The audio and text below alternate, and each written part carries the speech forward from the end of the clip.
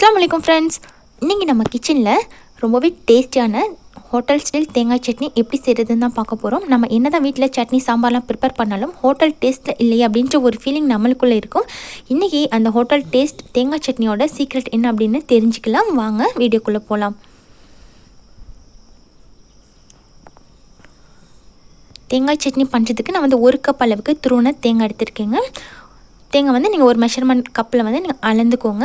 நான் வந்து இந்த மாதிரி ஒரு பவுலில் 1 கப் அளவுக்கு தேங்காய் எடுத்து வச்சுருக்கேன். அதே கப்லேயே வந்து 1/4 கப் இருக்கிற மாதிரி பொட்டுக்கடலை சேர்த்துக்கோங்க. இதே மாதிரி நீங்கள் அளவெடுத்து செய்யும் போது பார்த்திங்கன்னா உங்களுக்கு பர்ஃபெக்டாக ஹோட்டல் ஸ்டைல் தேங்காய் சட்னி கிடைக்குங்க. அதுக்கு பார்த்திங்கன்னா 2 துண்டு இஞ்சி எடுத்துக்கோங்க, 2 பல்லு பூண்டு, அப்புறமா சின்ன வெங்காயம் ஒரு 5 சின்ன வெங்காயம் எடுத்துக்கோங்க.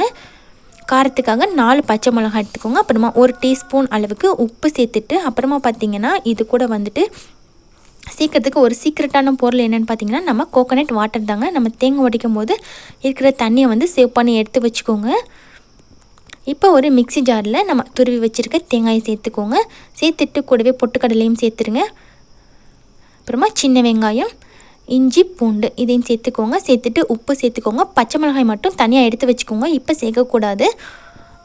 உப்பு சேர்த்ததுக்கப்புறமா அந்த கோகோனட் வாட்டரை ஆட் பண்ணிவிட்டு தேவையான அளவுக்கு திரும்பவும் தண்ணி சேர்த்துக்கோங்க. தண்ணி சேர்த்து இதை வந்து ஒரு 2 பல்ஸ் கொடுத்து எடுத்துக்கோங்க, கொஞ்சம் கொரப்பாக இருக்கிற மாதிரி.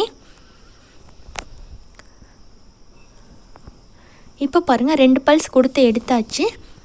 கொரப்பாக இருக்கு இல்லையா? இப்போ வந்து இது கூட வந்து நம்ம பச்சை மிளகாயை ஆட் பண்ணிக்கணும். பச்சை மிளகாய் ஆட் பண்ணிவிட்டு ரொம்ப நெய்ஸாக அரைச்சிடக்கூடாது. இதுதான் ரொம்ப முக்கியமான விஷயம்.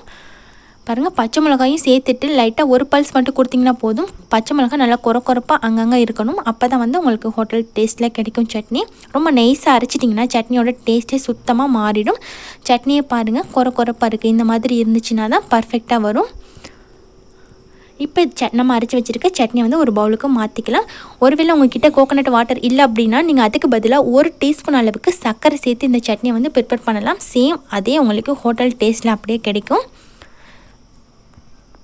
தேங்காய் சட்னியோட ரகசியமே இது தாங்க.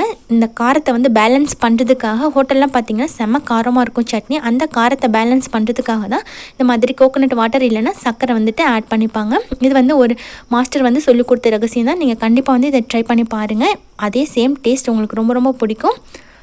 மிக்ஸ் பண்ணதுக்கப்புறமா நம்ம எப்போதும் தாளிக்கிற மாதிரி கடுகு, கருவேப்பிலை, காஞ்ச மிளகாய் சேர்த்து தாளித்து கொட்டிக்கோங்க. அவ்வளோதான் ஃப்ரெண்ட்ஸ், ஹோட்டல் ஸ்டைல் சுவையான தேங்காய் சட்னி ரொம்ப ஈஸியாக பர்ஃபெக்டாக. அதோட சீக்ரெட் என்னென்னு உங்களுக்கே தெரிஞ்சிருக்கும்.